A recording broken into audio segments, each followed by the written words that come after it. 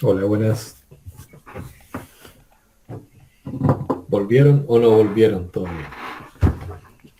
¿Hay alguien por ahí? Sí, profe, estamos.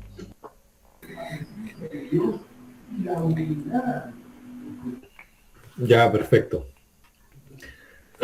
Ya, vamos a continuar entonces con la clase para efectos de poder ajustarnos al tiempo y no extender más de lo necesario, ¿cierto? La clase. Ya. Voy a compartir la presentación.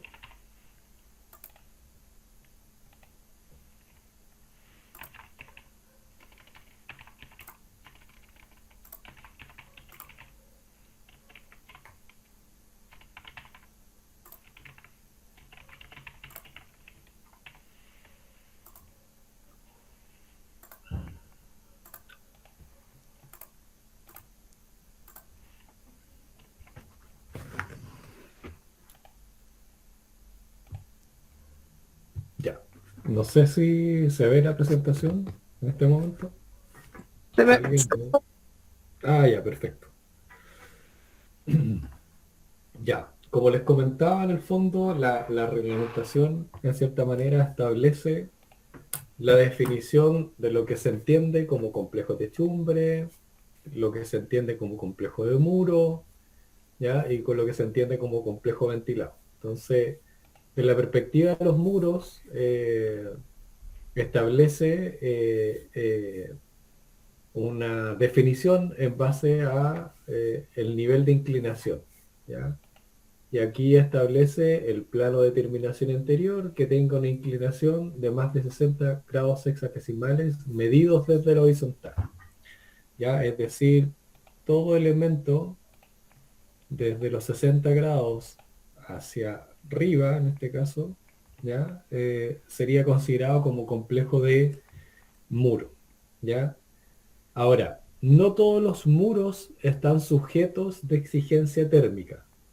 ¿Ya? ¿Cuáles son los muros que a mí me interesa proteger térmicamente?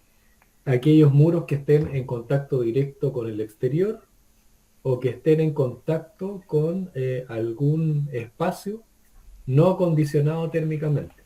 ¿Ya? Por ejemplo, acá se muestra una tipología de vivienda variada, que son estas viviendas que tienen un elemento medianero o un muro común a ambas unidades habitacionales, ¿cierto?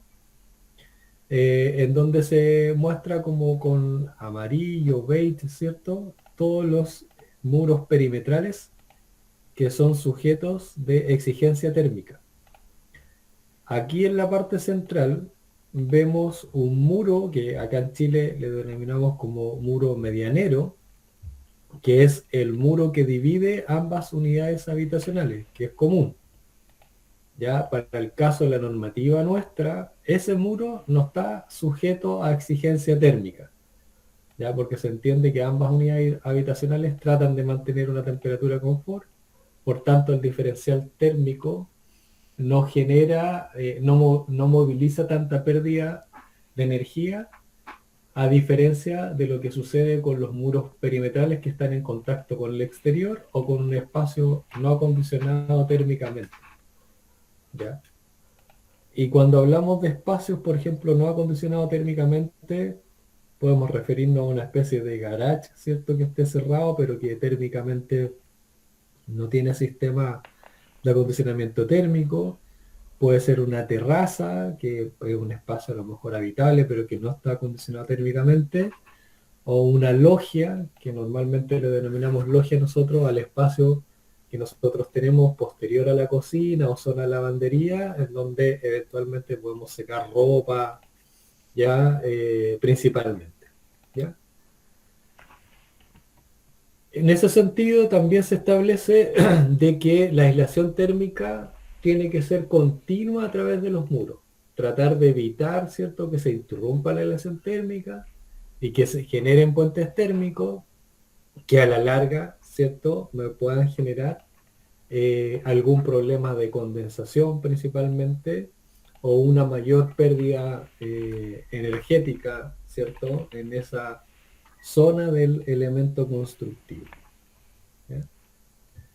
Del punto de vista de la implementación de la reglamentación térmica, también se definieron algunas exigencias vinculadas a las zonas que son acristaladas.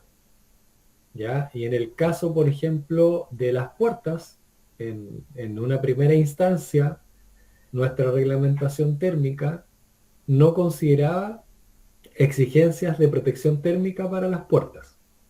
Sí establecía algunas consideraciones técnicas que están asociadas a las puertas y específicamente a las zonas vidriadas de aquellas puertas que forman parte de la envolvente de la edificación, es decir, puertas que están en contacto con el exterior.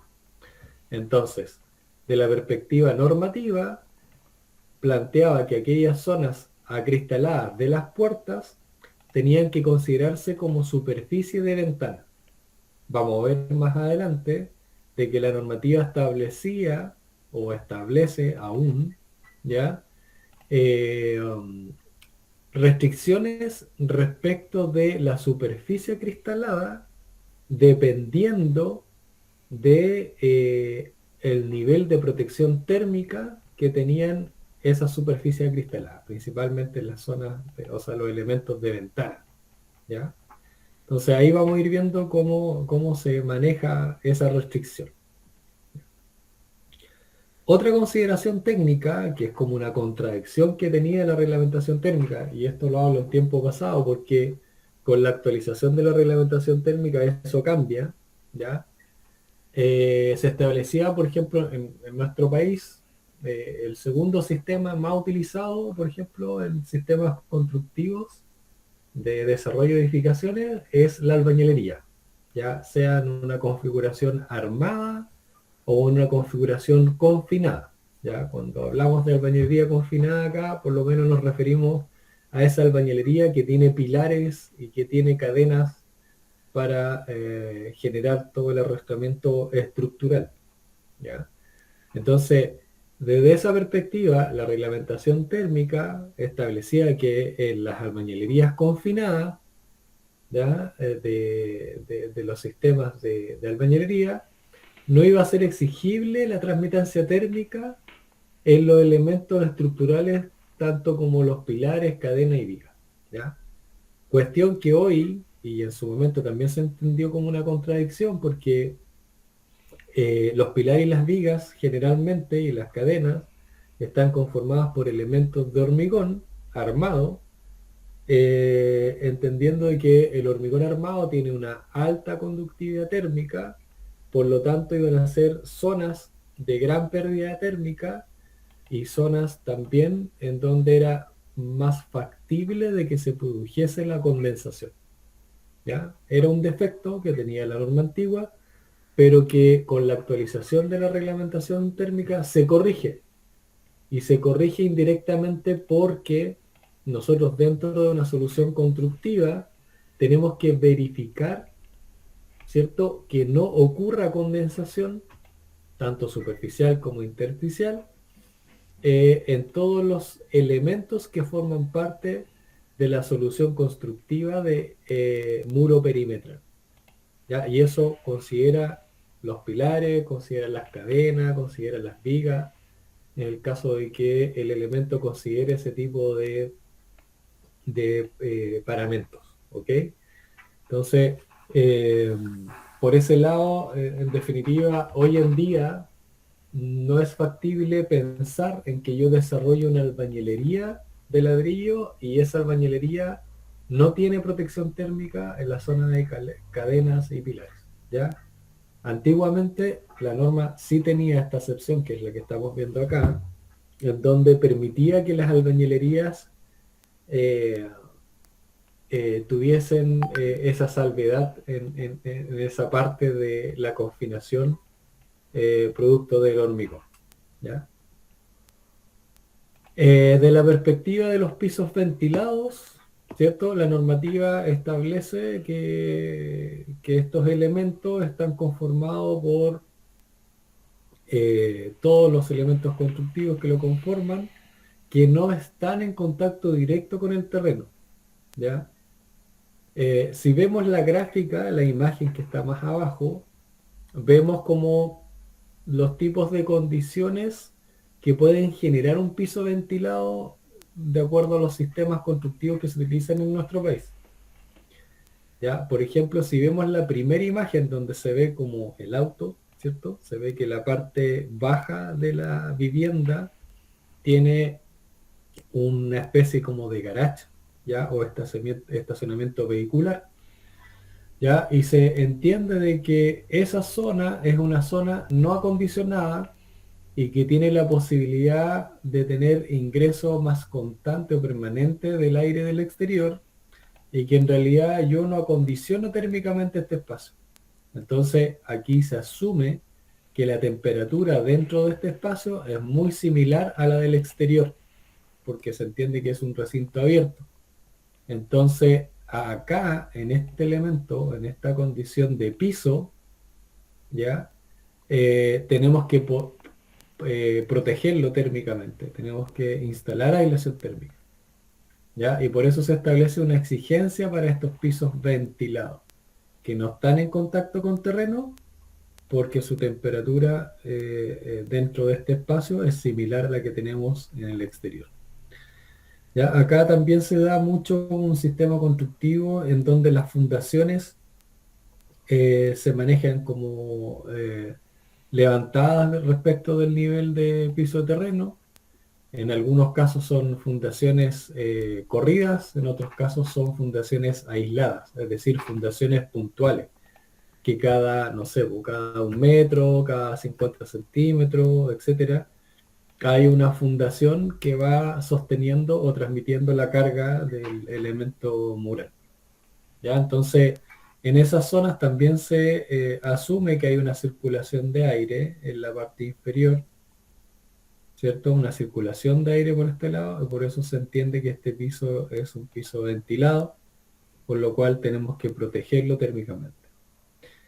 Esta tipología de vivienda, donde va la parte inferior libre, un espacio abierto, eh, normalmente se estableció como tipología de vivienda a utilizar en el borde costero, en aquellas zonas que tienen un riesgo de tsunami, por ejemplo en nuestro país. Ya, producto del terremoto del 2010, ¿cierto? Se estableció como una cota de inundación en el borde costero que tiene posibilidades de riesgo de riesgo de tsunami. ¿Ya? Entonces, en ese contexto, la mayoría de los diseños que están, por ejemplo, en bordes costeros que fueron afectados por el tsunami y terremoto del 2010, manejan una primera planta libre que se establece como cota de inundación, donde en teoría en la eventualidad de que se genere un tsunami, ese espacio queda liberado respecto de la habitabilidad, ¿cierto? Del espacio para el uso por parte de las personas. ¿Ya? Entonces esa es una tipología que hoy en día se utiliza bastante en el borde costero nuestro. ¿Ya? Y lo otro es que, no sé si han escuchado de Chile, el sur de Chile, la famosa isla de Chiloé, en donde hay zonas donde se construyen en base a palafitos, ¿ya? Fundaciones que están en el mar, ¿cierto? En zonas húmedas en algunos casos, y tenemos circulación de aire por esa parte y hace que esta solución de piso nosotros de alguna manera tengamos que protegerla térmicamente para que no tenga tanta pérdida energética.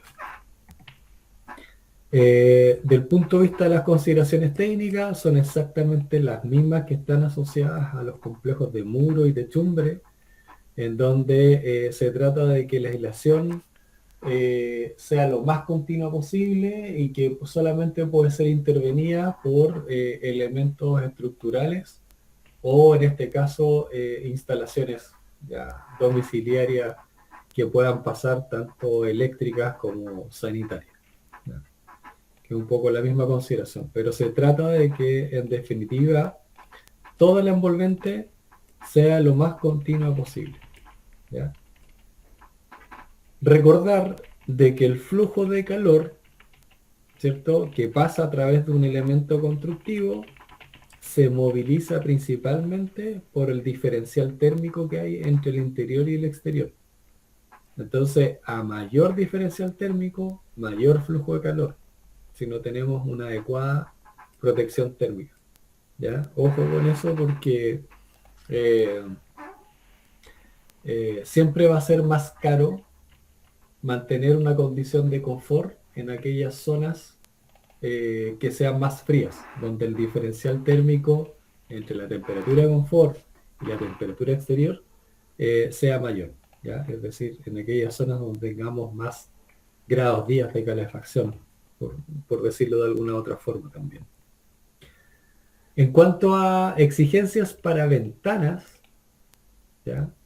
Acuérdense que la envolvente de la edificación la conforma la techumbre, los muros, los pisos, tanto los pisos en contacto con terreno como pisos ventilados, las puertas y las ventanas. ¿Ya? Las puertas, de acuerdo a las primeras etapas de la reglamentación térmica, no consideraban exigencia, las ventanas tampoco desde el punto de vista de la transmitancia térmica, pero sí habían restricciones respecto de la cantidad de superficie acristalada dependiendo del nivel de protección térmica que tenían en este caso las ventanas propiamente tal. Ya, ahí sentí que sonó, parece que algo del chat, o no, por si alguien tiene una pregunta, como para que me la plantee verbalmente. Si es que es así, por favor.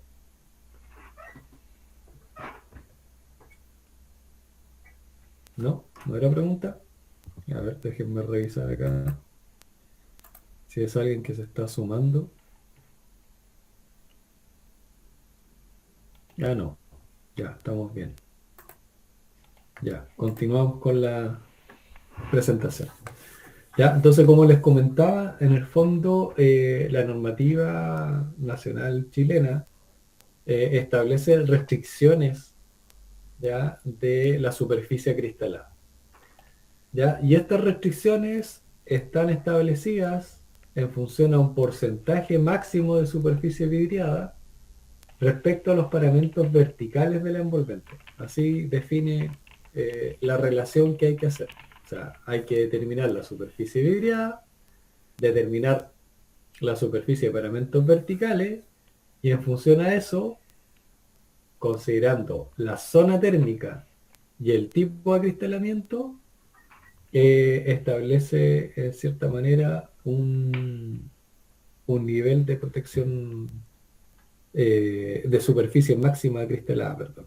¿Ya? Entonces, por ejemplo, para el caso de la zona térmica 4, que es Concepción, que es de donde yo estoy haciendo la clase, ¿cierto? Establece que si yo dentro de mi proyecto tengo ventanas de vidrio monolítico, es decir, cristal simple, solamente puedo tener un máximo de un 21% de superficie acristalada. Pero si yo mejoro el desempeño térmico de esa ventana y coloco un DBH, un doble vidriado hermético de acristalamiento para esa ventana, cuya transmitancia térmica esté entre los 3,6 y los 2,4, yo puedo incrementar ese porcentaje de 21 a 60. Y se mejora aún más la transmitancia térmica del acristalamiento de esa ventana, yo puedo llegar hasta a un 75% de superficie acristalada en la envolvente. ¿Ya? Entonces, eso es una restricción que está asociado a poder generar como un balance de pérdidas energéticas a través como de los distintos elementos que forman parte de la envolvente, ¿ya? De las distintas fuentes de pérdidas que yo voy a tener dentro de una envolvente, una edificación. Ya, y aquí les voy a plantear otra consulta, a ver si alguien se anima también a responderla. Es que dentro de una edificación, ¿cuáles son las principales fuentes de pérdida energética que nosotros vamos a tener? Eso, algo de eso tienen que haber visto con el profesor Boadilla, pues, así que por eso también lo pregunto. ¿Cuáles son las principales fuentes de pérdida que vamos a tener una edificación? A ver si alguien puede responder esa pregunta.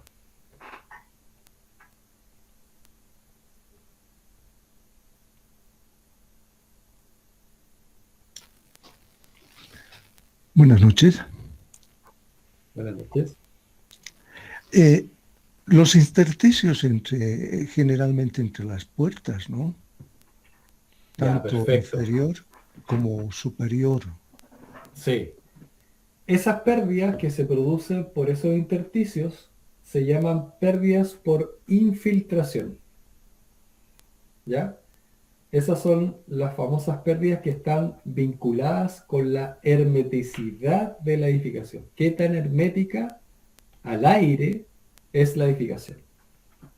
¿Ya? Entonces, efectivamente, una de las principales pérdidas que tenemos dentro de una edificación son las pérdidas por infiltración de aire. El ingreso no controlado o la salida no controlada de aire, ¿ya? Lo que genera un cambio de la temperatura interior. Y al generar un cambio en la temperatura interior, me supone tener que restablecer la temperatura confort, ya sea calefaccionando o refrigerando. ¿Ok? Ya, esa es una. ¿Qué otra más tenemos? Fuente de pérdida energética dentro de una edificación.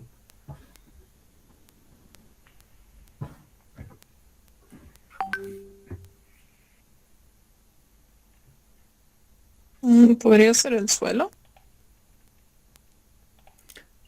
Claro, a través del suelo, del piso, nosotros perdemos energía, ¿ya? En el caso, por ejemplo, de la reglamentación térmica nuestra, se regula la pérdida de energía a través solamente de los pisos ventilados, no a través de los pisos que están en contacto con el terreno, pero en estricto rigor, a través de esos pisos que están en contacto con el terreno, nosotros también tenemos pérdida.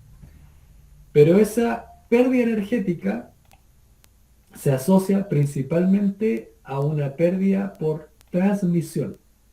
Entonces tenemos pérdidas por infiltración, que es una, y tenemos las pérdidas por transmisión, que son las otras, que son las que están asociadas a los pisos, a los muros, a los techos, a las ventanas, las puertas, etc. ¿Ya? Ahí tenemos dos. ¿Ya? ¿Y qué otra fuente de pérdida más tenemos? ¿Cuál es la tercera? Que es parecida a las infiltraciones, pero que está asociado a otro proceso que tenemos que hacer dentro de las edificaciones.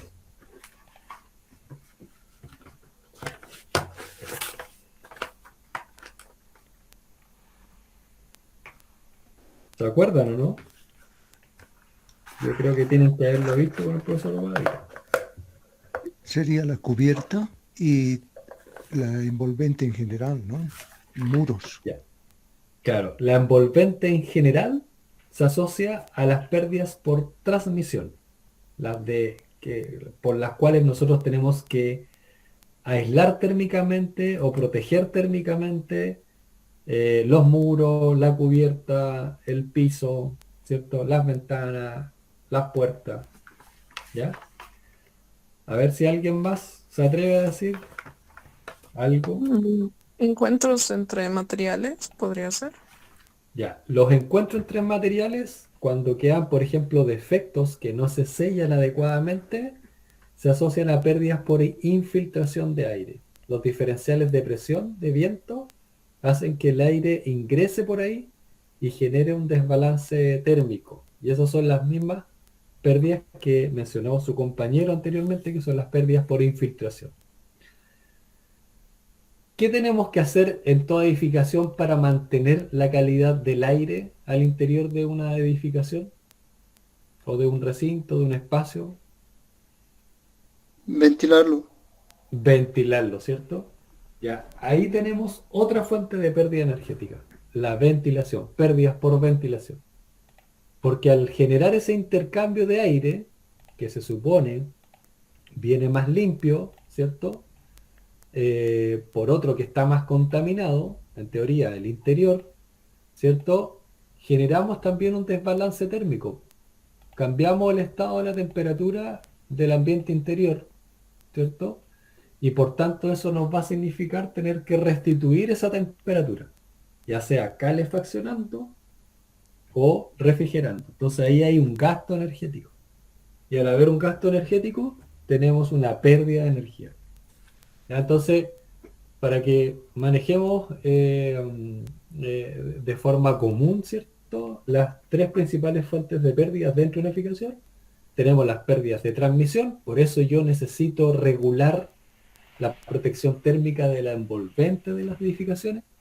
Tenemos las pérdidas por infiltración, por eso necesito que las edificaciones sean herméticas para que no pierdan de forma incontrolada aire a través de los encuentros, de las uniones, de los cambios de materialidad, etcétera, o a través de las puertas o ventanas, ¿cierto? Por no tener estos sellos, por no tener estos burletes, ¿ya? O dispositivos de sellado, ¿cierto? Perimetral. Y las pérdidas por ventilación, porque en realidad necesitamos ventilar las edificaciones. Necesitamos ventilarla por los contaminantes que nosotros mismos generamos producto de la ocupación, la humedad, los olores, ¿cierto? Etcétera. El CO2, ¿cierto? Que generamos y que se empieza a concentrar, ¿cierto? Dentro de los espacios y que también nos puede generar algunos problemas, ¿cierto? A la salud o en el bienestar. Y en ese contexto se transforma el proceso de ventilación, también se transforma en una fuente de pérdida energética. ¿Ok? Ya, entonces, desde esa perspectiva y de acuerdo a cómo establece la reglamentación térmica de Chile, las ventanas, ¿cierto? Que se utilizan también para procesos de ventilación natural, ¿cierto?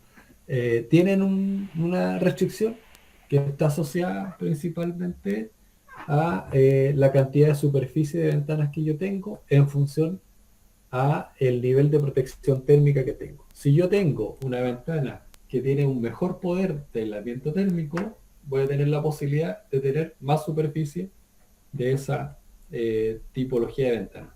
Si yo tengo una ventana que es más mala, térmicamente hablando, que tiene un bajo poder térmico, como los cristales monolíticos, las ventanas monolíticas, que tienen un cristal simple solamente, de, no sé, de 5, 6 o 8 milímetros, se reduce la posibilidad de tener más superficie dentro de la envolvente.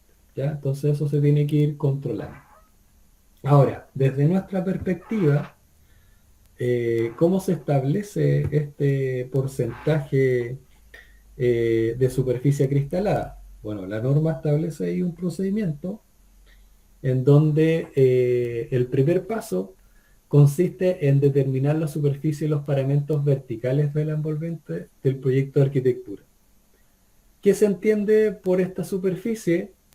Ya es la suma de las superficies interiores de todos los muros perimetrales que considera, en este caso, la unidad habitacional.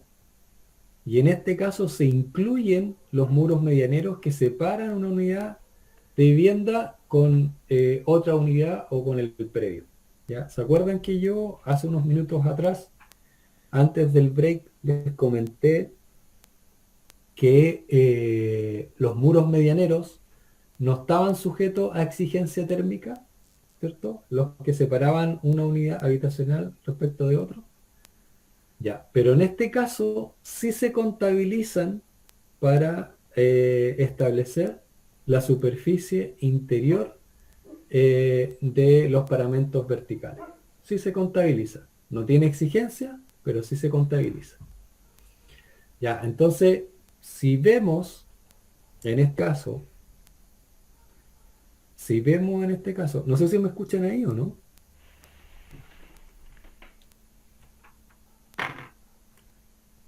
¿Me escuchan? Sí se escucha, profe. Ah, ya, perfecto, que se me acabó la batería del manos libres, del Bluetooth. Ya, entonces, en ese contexto, si vemos el ejemplo que está acá en la diapositiva, lo que nosotros tendríamos que hacer para poder establecer la superficie total de paramentos verticales es sumar la superficie interior de el elemento o el muro A, más el muro B, más el muro C, el D, el E, el F, el G y el H, ¿ya? Que se ve para esta vivienda que es la número 1 que dice acá con el 1. ¿Ya? Lo mismo sucede para la vivienda 2, es decir, nosotros multiplicamos el ancho interior por el alto interior. Y ahí vamos determinando la superficie total de paramentos verticales sin descontar ventanas ni puertas. La superficie total del paramento vertical. ¿Ya? Y si se dieron cuenta, acá en la zona de este muro, el muro G, nosotros estamos contabilizando este muro medianero que existe acá, que divide o que es contiguo o que es común tanto para la vivienda 1 como la vivienda 2. ¿Ok? Después, como segundo paso, nosotros debemos establecer la superficie total de ventanas del proyecto de arquitectura. ¿Ya? En este caso, corresponde a la suma de los vanos del muro en el cual está colocada la ventana. ¿Ya? Considerando obviamente el marco de la ventana como parte de esa superficie. ¿Ya? Es decir, nosotros hacemos la sumatoria de la superficie de los vanos. ¿Ya? Hay una excepción que está asociado a aquellas ventanas que tienen como una especie de saliente.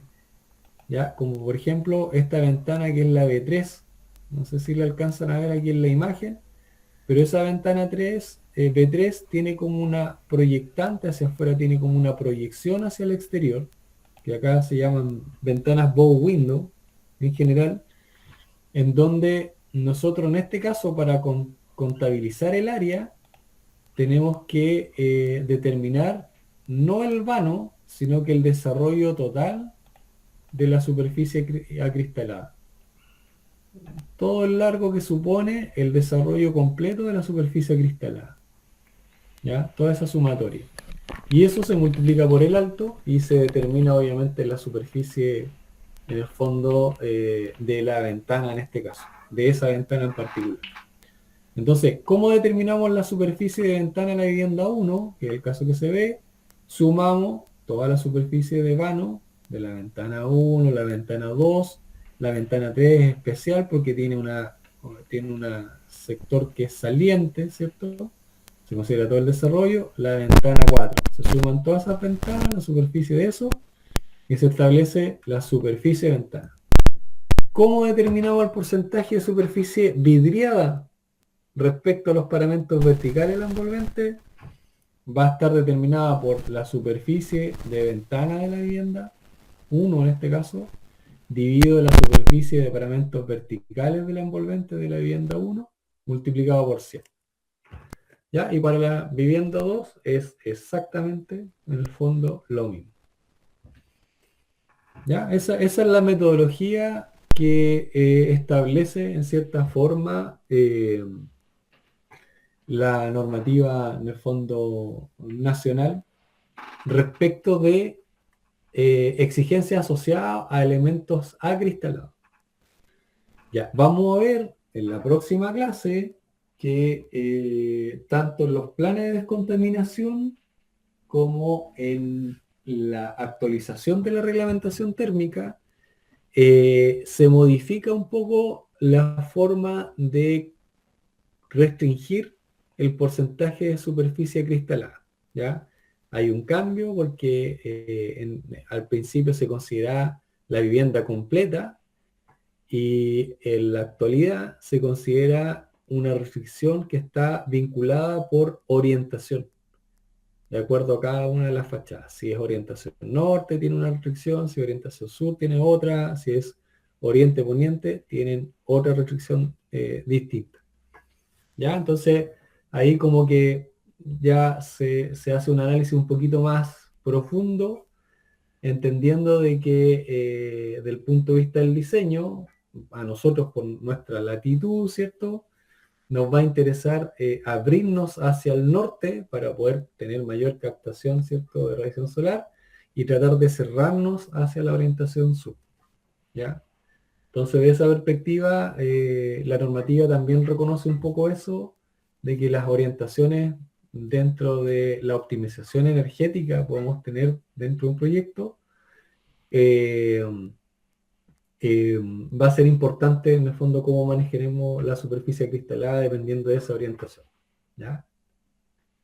No sé si hasta acá tenemos alguna duda, o si está todo claro o quieren consultarme algo respecto de lo que hemos visto hasta el momento.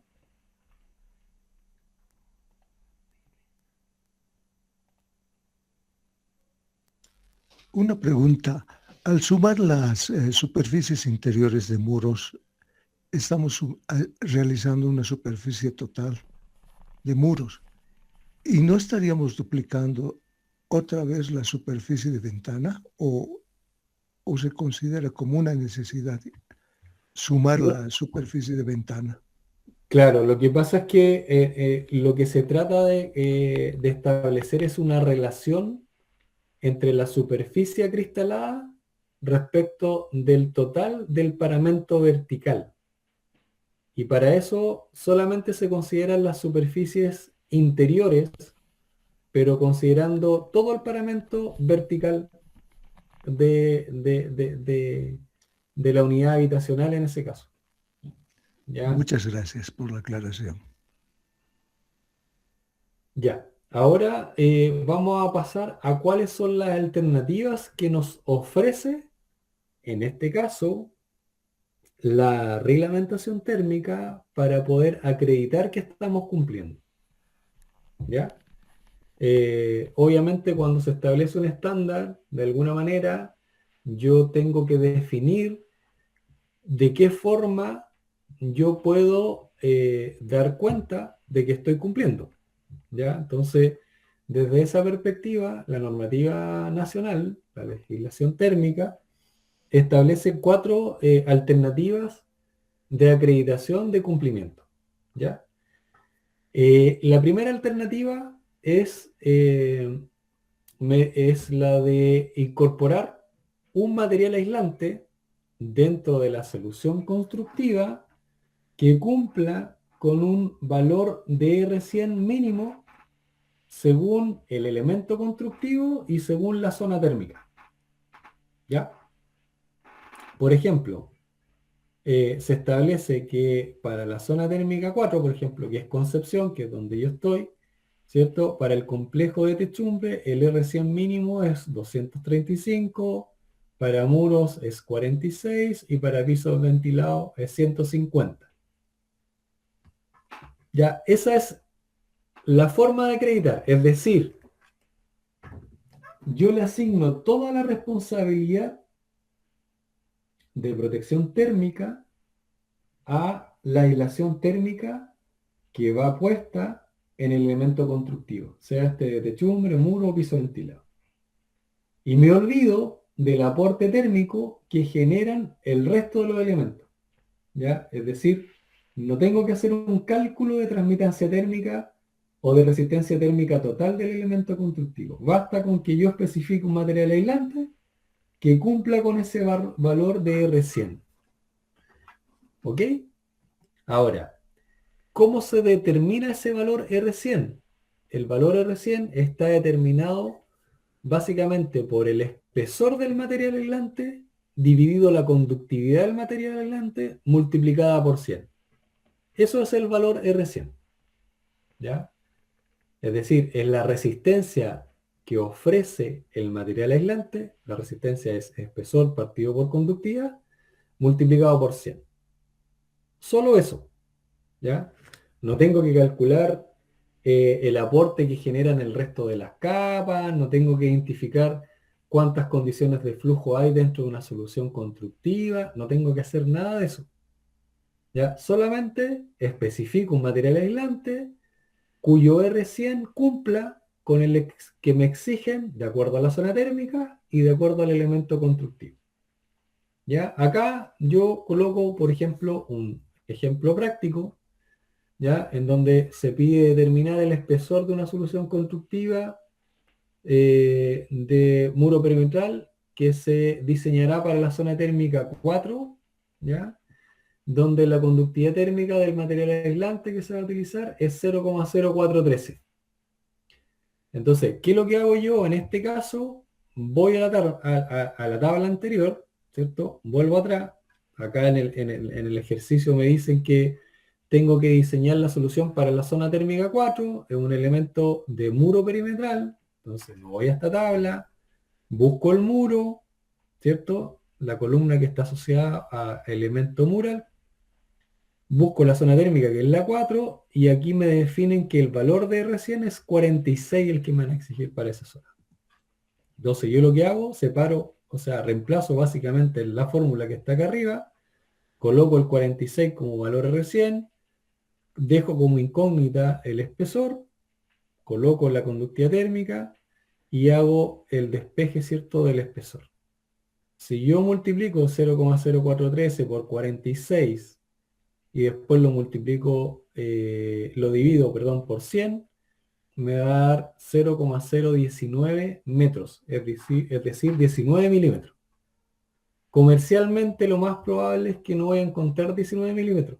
Ahí yo tengo que pasar al espesor comercial que yo voy a encontrar, que en este caso va a ser el de 20 milímetros. ¿Ya? La conductividad térmica de los materiales depende de la densidad. ¿Ya? Este valor de 0,0413 del poliestireno expandido, porque este es un poliestireno expandido, ¿ya? Es de una densidad 15 kilos por metro cúbico. Si uno va a las tablas de conductividad térmica que establece la norma chilena 853, vamos a encontrar de que el poliestireno expandido de densidad 15 tiene esta conductividad de 0,0413. Ya, entonces, si se dan cuenta y analizamos un poco la tabla, tenemos 20 milímetros para la zona térmica 4, lo más probable es que aquí se incremente a lo mejor a 30 milímetros, aquí ya prácticamente es 40 milímetros y aquí puede ser probablemente 80 milímetros.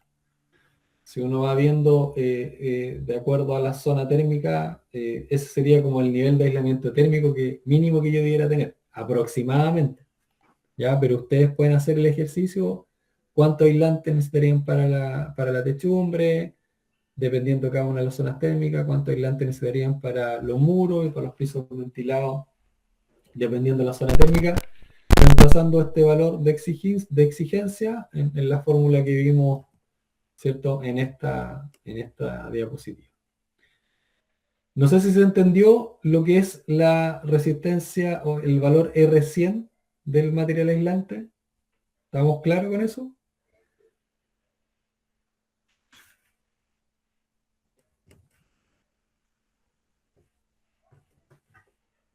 Acá en el fondo nosotros lo que estamos haciendo es asignarle toda la responsabilidad de protección térmica al material aislante.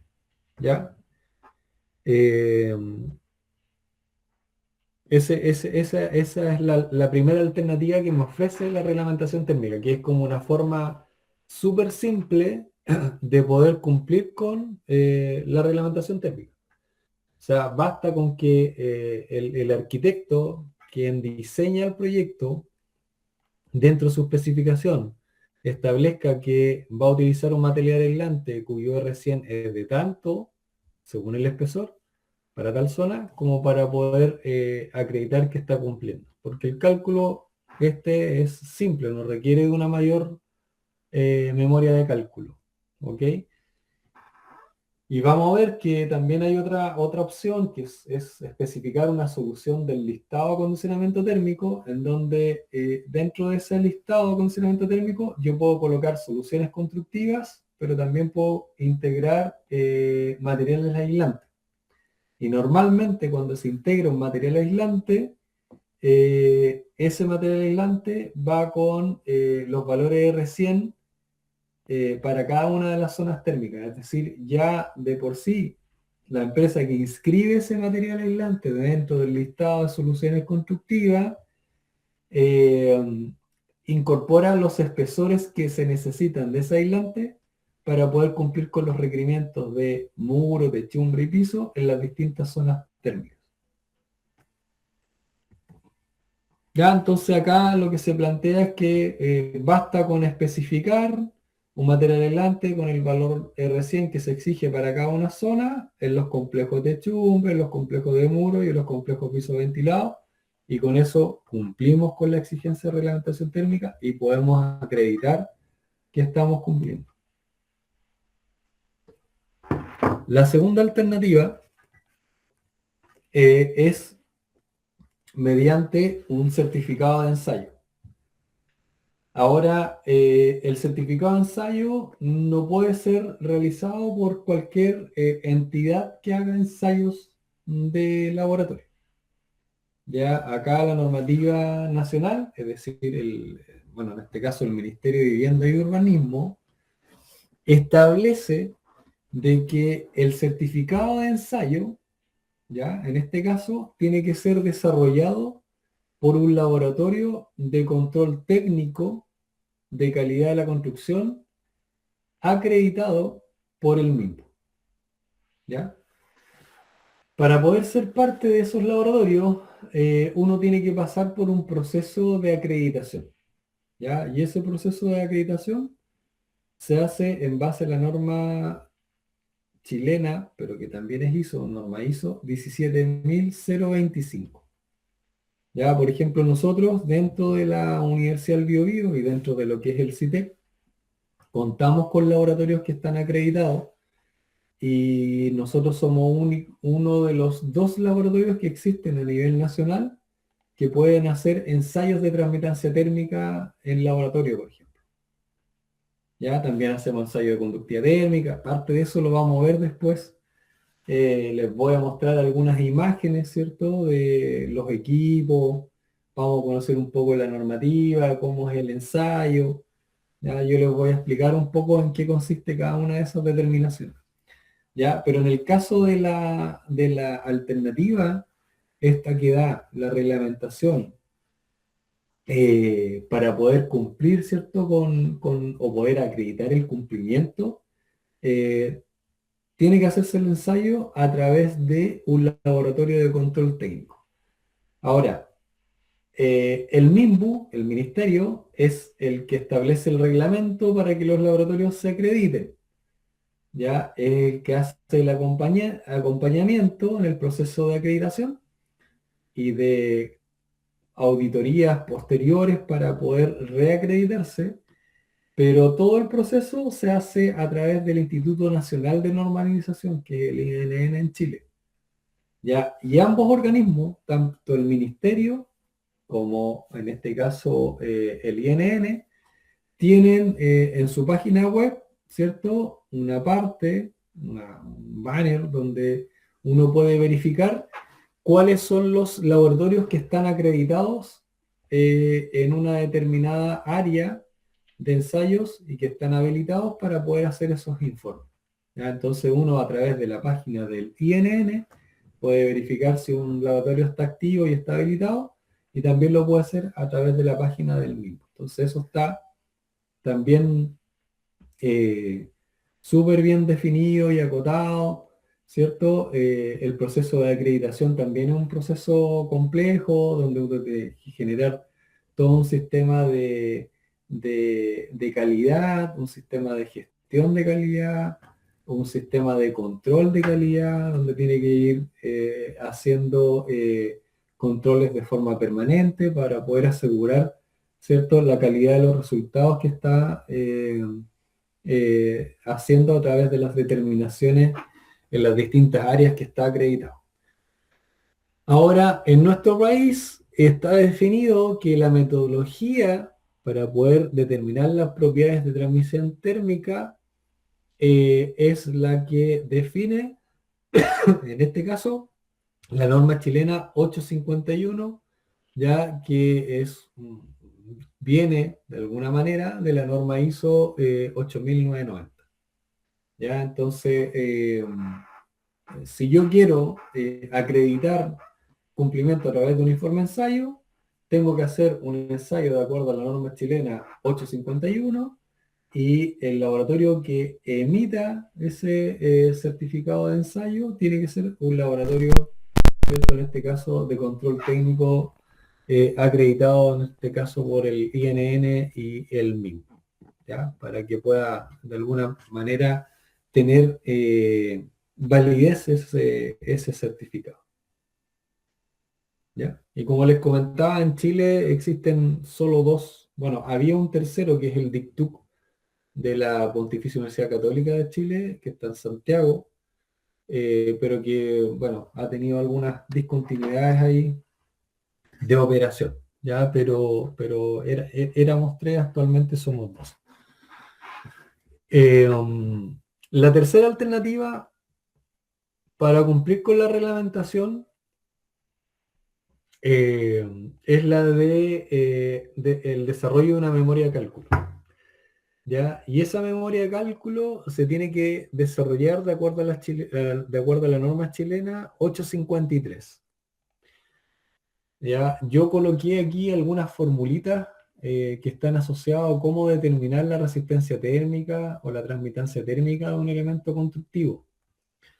Ya para el taller que vamos a tener el día sábado, es importante que ustedes repasen esa metodología de cálculo simplificado que está en las presentaciones del profesor Ariel, ¿ya? Porque, de Ariel Bobadilla, ¿ya? Porque de alguna manera en el taller 2, no en el primer taller de este sábado 16, me refiero al del sábado 23, ya vamos a utilizar parte de ese cálculo simplificado. Entonces es importante que ustedes ya lo empiecen a retomar, verificar el ejercicio que tenía él ahí en el cálculo de transmitancia térmica, pero solo el método simplificado. No vamos a entrar al método que salió en la actualización de la norma porque es un poquito más complejo y para efectos didácticos basta con que utilicemos el método simplificado, que también es un método válido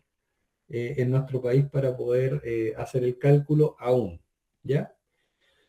Ya. De todas maneras, igual les colgué la norma chilena 853 en la plataforma y, bueno, el profesor Bobadilla también se las había puesto, parece, como dentro de las referencias, pero yo se las colgué en el material de apoyo, en donde también ahí se muestra la metodología de cálculo dependiendo de la solución constructiva, ¿ya? La idea es que nosotros de alguna manera en el taller podamos hacer estos cálculos simplificados. Vamos a tomar algunas soluciones de referencia de las que ustedes mismos me van a proponer, que son como las típicas que se utilizan en este caso en Bolivia. Y eso lo vamos a ir ahí analizando, vamos a ir verificando la solución de tal manera de ir viendo qué pasa si le incorporamos aislación, bajamos aislación, si mejoramos la solución constructiva, a qué estándar podemos llegar y a cuánto podemos llegar, ¿ya? La norma chilena que nosotros utilizamos para el cálculo, que es la norma chilena 853, deriva de alguna manera de la norma chilena, de la norma ISO, perdón, 6946, ¿ya? Obviamente tiene algunas modificaciones, principalmente que está asociado a los anexos de conductividad térmica de los materiales.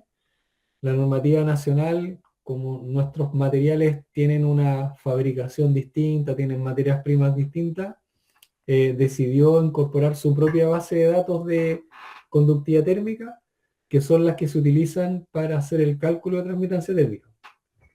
Ya, si ustedes ven la fórmula acá abajo, de transmitancia térmica, ¿ya? La resistencia térmica está determinada de cada capa de material que forma parte de la solución constructiva, está determinada por el espesor de ese material partido de la conductividad del material. ¿Ok? Entonces, el valor de conductividad térmica uno lo puede obtener de un anexo que está en esta norma, la 853, donde están como todos los materiales ordenados que se utilizan frecuentemente en nuestro país, que están ordenados por material y su densidad y su valor de conductividad térmica. Entonces, si uno va a hacer una memoria cálculo, ve cuál es el material que va a utilizar, obtiene su conductividad y con eso lo ingresa en la fórmula de transmitancia térmica. Ahora, puede darse el caso de que ese material no esté en ese listado. Es un material nuevo que usted desarrolló o que se está incorporando recién en las soluciones constructivas o es de un proyecto de investigación.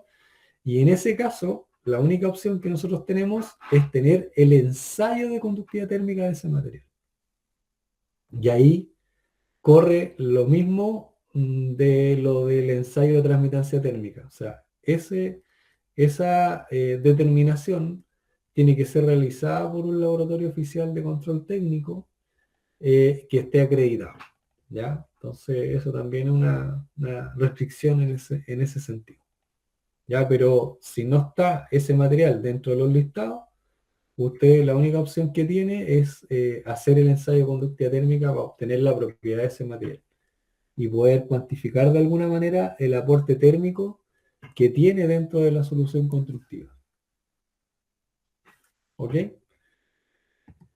Ya. Y la cuarta alternativa que me ofrece la reglamentación térmica ya es la de especificar una solución constructiva, ya sea para el complejo de techumbre, de muro o piso ventilado, que corresponda a una de las soluciones inscritas en el listado oficial de soluciones constructivas para el acondicionamiento térmico, ¿cierto? Que desarrolló, para nuestro caso, el Ministerio de Vivienda y Urbanismo.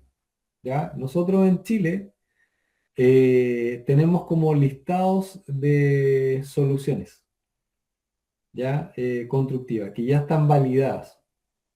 ¿Ya? Por ejemplo, si yo utilizo una solución que esté en ese listado, no necesito calcular, no necesito mostrar un certificado, porque las soluciones que están inscritas en ese listado es porque ya tienen un cálculo o es porque ya tienen un ensayo de transmitancia térmica. Entonces yo no necesito volver a ensayar. El arquitecto lo que normalmente hace es especificar el código de la solución constructiva que está utilizando para efectos de poder acreditar que está cumpliendo térmicamente. ¿Ya? Esa es la lógica de los listados oficiales de soluciones. Ahora, en nuestro país existe el listado de acondicionamiento térmico, existe el listado de resistencia al fuego y el listado de acondicionamiento acústico. ¿Ya? Porque tenemos exigencias de resistencia al fuego, tenemos exigencia acústica, y lo que se está tratando de hacer ahora último es tratar de homologar, más que homologar, de que las soluciones constructivas sean trazables en los tres listados. Es decir, que la misma solución que yo tengo de cumplimiento térmico esté también en el fuego y esté también en lo acústico. Ya, eso es algo que, a pesar que puede parecer como lógico, en realidad en los listados que existían anteriormente no se daba. Ya, de repente uno especificaba una solución que aparecía en el listado térmico, pero iba al fuego y no encontraba la misma solución. O iba al acústico y no estaba la misma solución. Y eso significaba necesariamente de que el proyectista iba a tener que acreditar a través de otra manera ese cumplimiento que no estaba como en la misma línea de la solución que yo estaba definiendo. ¿Ya? O tenía que acreditar el fuego, o tenía que acreditar el acústico, o el térmico, dependiendo. ¿Ya? Entonces, eso se está tratando de ordenar ahora en los últimos listados, tratando de que la solución sea transversal para el cumplimiento de las tres dimensiones que les mencionaba yo: térmico, fuego y acústico. ¿Ya? Bueno, acá el listado oficial de soluciones son soluciones que básicamente están inscritas, ¿ya? y que fueron validadas en este caso por el Ministerio de Vivienda y Urbanismo. ¿Ya? La empresa que quiere inscribir una solución constructiva en este listado tiene que pasar por un proceso de inscripción, ya que dura normalmente del orden de 2 a 3 meses, en donde manda toda la información, tiene que completar una ficha con las especificaciones técnicas de la solución, el esquema constructivo de la solución, eh, el nivel de cumplimiento para cada una de las zonas térmicas y las memorias de cálculo o los certificados de ensayo correspondientes de esa solución. ¿Ya? Normalmente son soluciones por marcas de productos, ya que inscriben en este caso su solución porque quieren que su solución esté disponible, ¿cierto?, en el mercado, ¿ya? O sea, más fácil para el proyectista salvar, ¿cierto?, este requerimiento de exigencia térmica, ¿ya? Entonces, de esa manera se incorpora al listado. En algunos casos son certificados de ensayo, en otros casos son memorias de cálculo, ¿ya? En este caso el listado no establece como limitaciones respecto de eso, salvo para las soluciones de albañilería de ladrillo. ¿Y por qué establece una restricción para la albañilería de ladrillo? Ahí establece que solamente en ese caso las acreditaciones tienen que ser mediante ensayo. ¿Ya? Y eso tiene una explicación de la perspectiva de que cuando uno confecciona una albañilería, utiliza mortero de pega, ¿cierto? El mortero que permite, ¿cierto?, pegar una unidad de ladrillo respecto de la otra. Parte de ese mortero de pega se incorpora en las perforaciones de los ladrillos. Nosotros acá en Chile utilizamos distintos tipos de ladrillo. ¿Ya? Utilizamos el ladrillo artesanal, el que se hace como por método tradicional, ¿cierto? Utilizamos este ladrillo que es macizo, que le llaman como ladrillo fiscal, que no tiene ninguna perforación. Utilizamos ladrillos que están hechos a máquina y que tienen perforaciones, ¿ya? Dependiendo del nivel de perforaciones, se clasifican en ladrillos perforados o huecos, ¿ya? Pero cuando hablamos de ladrillos, principalmente albañilería de ladrillos, con ladrillos hechos a máquina que son perforados o que son huecos, ¿ya? Parte de ese mortero de pega se incorpora dentro de esas perforaciones, ¿ya? Y la relación de cuánto mortero se incorporó dentro de esas perforaciones es difícil de estimar. Y lo que pasa es que muchas veces quienes generan memorias de cálculo consideran que las perforaciones de los ladrillos no tienen nada de mortero. Ya. Y al no tener nada de mortero, esas perforaciones se transforman en cámaras de aire, en teoría, cuando uno hace el cálculo. Y las cámaras de aire obviamente le entregan un beneficio térmico a la solución constructiva. En la práctica, la memoria va a hacer que, de cálculo, que la solución constructiva se vea como que tiene un mejor comportamiento térmico de lo que realmente va a hacer. Porque en la realidad parte del mortero de pega se incorpora en estas perforaciones. Y al incorporarse en esas perforaciones, el mortero de pega tiene mayor conductividad que la que pueda generar una cámara de aire, y eso hace de que el poder térmico sea menor de protección térmica. Es decir, una albañilería de ladrillo va a tener en la práctica, con ladrillos perforados, mayor transmitancia térmica que si yo hago un cálculo asumiendo de que no hay ningún porcentaje de mortero que se incorpora en las perforaciones.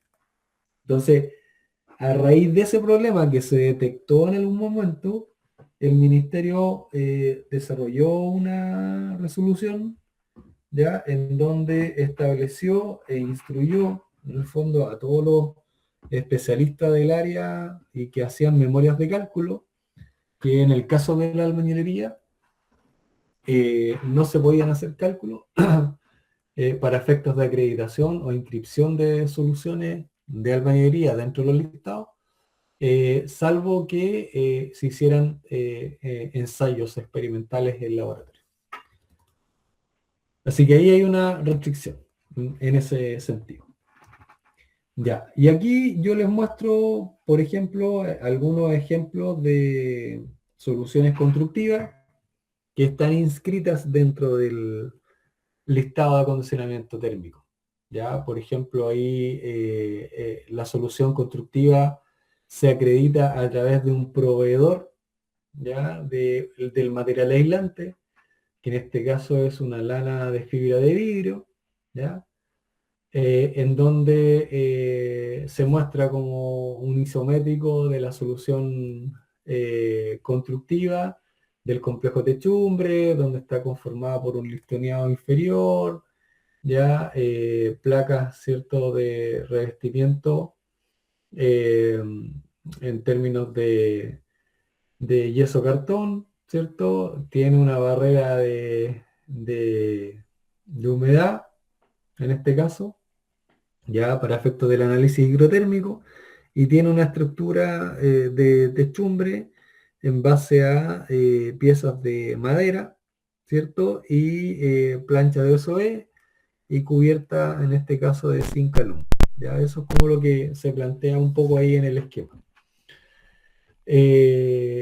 Y si ustedes ven, la información que se provee es el valor de transmitancia térmica, el valor de resistencia térmica de la solución de complejo de techumbre, y se establece cuál es el espesor del material aislante, ¿ya? Necesario para tener cada una de esas resistencias térmicas. Perdón, ahí está. ¿Ya? Y acá, bueno, aparece el nombre comercial que dice lana de fibra de vidrio, institución. Acá esto es genérico, no es una empresa en particular. Establece cuál es la densidad, ¿cierto? Que dice mayor a 11 kilos por metro cúbico, la densidad de este material, de este material aislante. Y se establece cuál es la conductividad térmica de ese material aislante, que es menor o igual a 0,042. Acuérdense que la conductividad térmica no es lo mismo que la transmitancia térmica. La conductividad térmica es una propiedad de los materiales y se expresa en watt metro Kelvin. En cambio, la transmitancia térmica se asocia a la cantidad de flujo de calor que pasa a través de una solución constructiva por metro cuadrado de elemento constructivo. ¿Ya? Ojo con eso, recuerden bien que eso es así. Y acá vemos otra solución constructiva que está dentro del listado. Yo el listado se lo subí en el material de apoyo. Creo que se lo subí. Ya, si no está, bueno, dentro de estos días se lo subo, pero creo que sí. Ya, y aquí vemos otra solución constructiva, que en este caso es un muro que es de madera, ¿cierto? Que tiene un revestimiento interior en base de yeso cartón y que tiene como una especie de doble piel, ¿ya? En donde dentro de la estructura de madera tiene un aislante térmico y después, para evitar los puentes térmicos o corregir los puentes térmicos, tiene un sistema de aislamiento térmico por la cara exterior, ¿ya? A través de un listoneado, ¿cierto? De piezas de pino de 2 por 2 pulgadas, separadas cada 50 centímetros. Y que finalmente va con una placa de OSB, ¿cierto? Una barrera de humedad, ¿cierto? Y como revestimiento exterior tiene un tinglado de fibrocemento, ¿ya? Por el exterior. Fibrocemento con planchas de tipo horizontal. Y acá en este caso la solución constructiva muestra los valores de transmitancia térmica, los valores de resistencia térmica y va mostrando distintas configuraciones en la solución. El muro solamente con un aislamiento térmico de 40 milímetros, es decir, sin el refuerzo térmico por el exterior, que se coloca como este listoneado de madera con aislación térmica acá. Y después dice que va variando el espesor de la aislación térmica, considera 20 y 40 milímetros, 20 afuera, 20 dentro, perdón, 20 afuera, 40 dentro, después dice 40, en este caso afuera, 40 dentro, después milímetros de aislación térmica, y después hace la variación de 60 a 40. Y como vemos pasa de 0,58 como transmitancia térmica a 0,34. ¿Ya? Estos valores en realidad están bastante bien respecto de lo que se exigía antiguamente en la ordenanza. Con la actualización que se hizo en realidad en noviembre del año pasado, los valores de aislamiento térmico son más exigentes, ¿ya? Por lo tanto, se requieren mayores espesores de aislamiento térmico. De hecho, por ejemplo, nosotros en edificios de hormigón, que antiguamente colocábamos 20 milímetros de aislación térmica, ahora tenemos que colocar, por ejemplo, entre 60 a 70 milímetros de aislación térmica. ¿Ya? Es el cambio de exigencia. Pasamos de un valor 1,7 a un valor 0,6, ¿ya? En términos de transmitancia térmica máxima. Acuérdense que la transmitancia térmica, mientras mayor es el número, más calor deja pasar. Entonces, cuando hablamos de valores más pequeñitos, es porque tiene una mejor protección térmica. ¿Ya? Entonces, si vemos esta solución constructiva, el 0,48 tiene menos protección térmica que el 0,34. 0,34 tiene mayor protección térmica que el 0,58, en la perspectiva del número. ¿Ya? Y aquí se muestra, por ejemplo, otra solución del listado oficial, que en este caso es un sistema de revestimiento tipo EIF exterior. ¿Ya? Los EIF exterior acá normalmente se utilizan en muros de hormigón y de albañilería. Es un tipo de revestimiento térmico que va por el exterior, ¿ya? De la envolvente. ¿Ya? Va por el exterior. Y en el caso de los EIF, es básicamente un adhesivo, o sea, es un poliestireno expandido que se pega al muro con un adhesivo, después va una capa de terminación, una malla de fibra y una terminación de acabado final exterior, que normalmente es una pintura elastomérica o es un grano a la vista, etc. Ya, esos tipos de revestimiento térmico se utilizan bastante y en realidad una de las principales ventajas que tiene el sistema constructivo es que le da mayor continuidad térmica a la envolvente. ¿Ya? Entonces tiene menos problemas de condensación, a diferencia de los revestimientos térmicos tipo polygyp o polyplaque, que son como los revestimientos térmicos que van por el interior, ¿ya? Que estaban generando algunos problemas de condensación intersticial en la zona centro-sur de nuestro país, ¿ya? Como desde la zona térmica 3 hasta la zona térmica 7, más o menos. Entonces, obviamente aquí el desempeño energético, por ejemplo, la transmitancia térmica de un muro de hormigón solo está como el orden de los 3,6 de transmitancia térmica. De ahí al valor que nosotros queremos llegar va a depender del espesor del aislante que forma parte de este revestimiento térmico exterior. Si yo quiero más espesor, voy a tener más aislación. ¿Ya? Entonces, acá, de la perspectiva de la transmitancia térmica de la solución, parten con un aislamiento térmico de 25 milímetros, ya con eso obtiene una transmitancia de 1,15 y después se saltan hasta los 110 milímetros de espesor por el exterior para poder conseguir una transmitancia térmica 0,34. Por ejemplo, acá en Concepción, la exigencia a través del PDA y de la actualización de la ordenanza ahora es 0,60. Y acá vemos que hay un valor que es 0,58, es decir, con 60 milímetros de aislación ya estamos cumpliendo la exigencia de transmitancia térmica para esta zona térmica si queremos utilizar ese sistema constructivo o esa solución constructiva en particular. Ya, acá si se dan cuenta, en la parte final dice que existe, bueno, está el código enlistado y tiene un número de informe asociado a la transmitancia térmica, a la memoria cálculo. Ya está el número de informe y dice cuál fue la institución que lo emitió, que en este caso es el IBIEM, que pertenece a la Universidad de Chile, de acá de Chile, valga la redundancia. ¿Ya? Y estos informes están disponibles en el ministerio. O sea, si uno quisiera consultar efectivamente los informes, puede solicitarlo. El proceso de entrega igual un poco demoroso, pero la información está para hacer la consulta, si es que uno lo quiere. Ya, en el listado, si yo les mostré, vimos la diapositiva anterior, yo les mostré que la última versión del listado que tenemos es del año 2024, o sea, es relativamente reciente. Y ya desde ese 2024 se empezaron a incorporar algunas exigencias asociadas a las ventanas respecto de su transmitancia térmica.